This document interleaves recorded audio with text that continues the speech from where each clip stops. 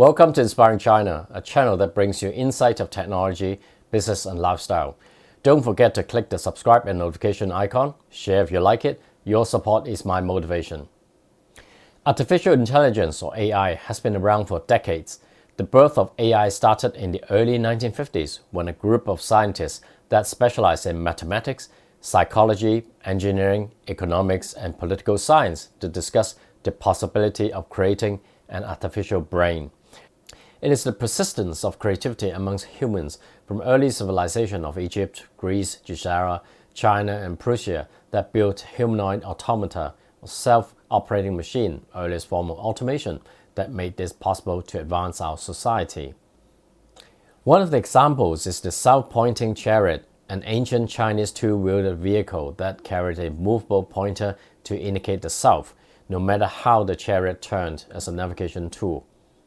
The earliest form of automation in the banking industry started in the late 1960s with the introduction of automatic teller machine, or ATM, followed by office computerization, personal applications, and in recent years the deployment of AI suite like chatbots, RPA, machine learning that integrate key components within the financial institutions and its partners.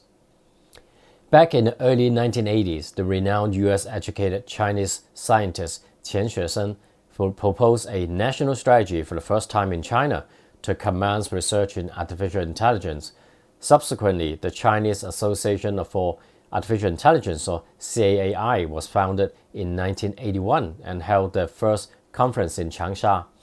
In the 1980s, China has started sending many students to the Western countries for studying of advanced technology.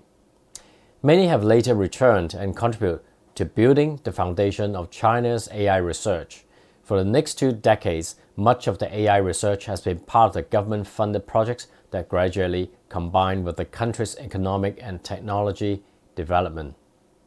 For a long time, AI was pure science fiction that remains to be irrelevant to the ordinary people and daily lives. In recent years, the rising computer power, reduced hardware costs, accompanied with enormous dataset, accessible cloud computing, open source and deep learning have made it so much simpler to implement.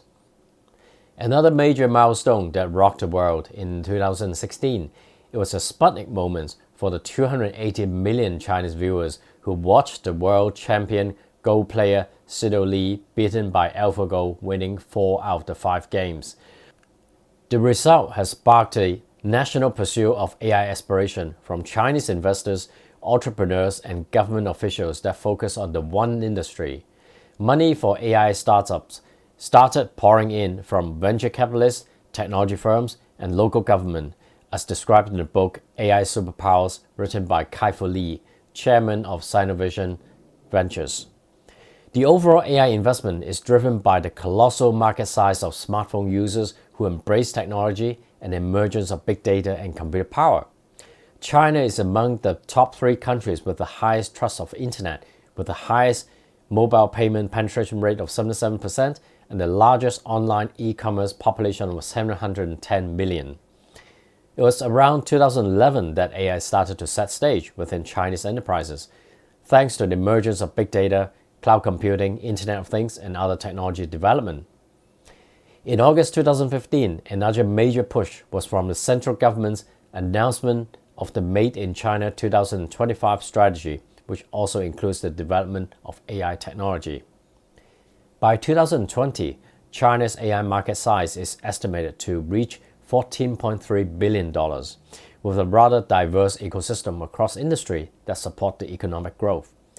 As the financial industry, the AI companies made it possible for banks to upgrade their hardware, introduce tech platforms, implement AI solutions and applications across the organization. In China's financial industry today, the 4 categories of AI applications that are widely used are client services that cover customer needs and intention, investment advisory that assists setting asset allocation, risk management help analyzing company relationships and risk, and smart investment and research, which automates research and marketing. Chatbots and virtual personal assistant, or VPA, started in China as early as 2001 with rather primitive technology and simple automation with a technology company called 𝗘𝗣. By 2018, 𝗘𝗣 already services more than 1,000 banks, telecom carriers, airlines, and even Huawei and Xiaomi.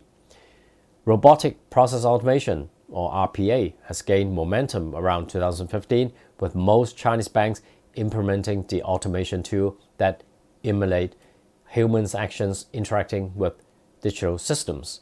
China Merchant Bank, the pioneer and largest robo-advisor in China, debuted the product Machine Gene Investment, or MGI, in late 2016. By 2019, their asset under management has reached $700 million, which is only comparable to US 6th largest robo-advisor, Future Advisor. With US robo-advisors' market size of $987 billion, China's $10 billion market still have a long way to go. Risk management in China's banking industry now heavily rely on AI, especially in loan underwriting. Both digital banks and incumbents leverage data from partner organizations to detect frauds and bad debts that help optimize underwriting decisions. Both digital banks and incumbents now heavily utilize AI to reach the goal.